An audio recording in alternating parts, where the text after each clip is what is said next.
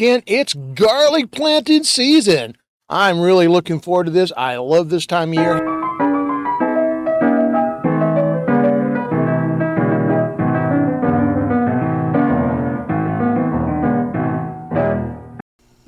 So the first thing I'm going to do is pick the bulb that has the biggest potential genetics. And you do that by just simply selecting the biggest bulb. This is just simple selective breeding. We've been doing this as humans since we started first gardening. Now I'm going to just carefully peel the skin off because I don't want to damage the cloves. Pull the cloves apart. Got to be careful not to damage anything. And now I'm going to pick the biggest clove out of those two cloves. Now I could plant either one and both of them will be just fine, but I want to pick the largest clove to maximize the largest bulb. Okay, we're looking at about 95 cloves of garlic here, so this will be next year's harvest. I'm adding Cedar Grove Booster Blend for garden soil here. It's a combination of their compost and composted dairy manure. This stuff is great. I'm just going to mix it into the first couple inches of soil here.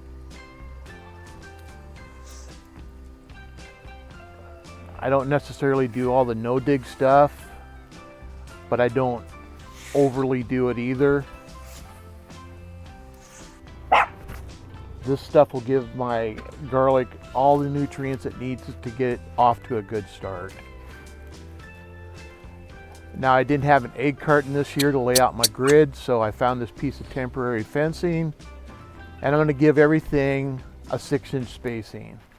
I found out last year that 6 inches works much better than 4 inches, and I ended up with the biggest garlic I've ever grown.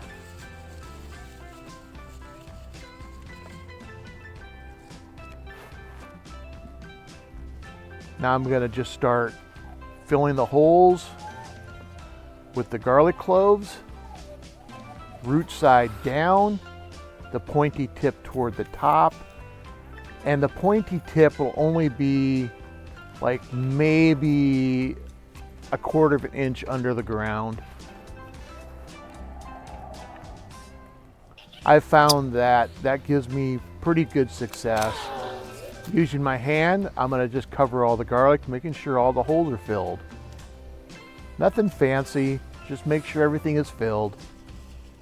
Pat it down, and now, very importantly, I'm going to cover it with my favorite mulch, a pine straw. I got this from a neighbor underneath his pine tree. I love this stuff. It's important to get this stuff covered up.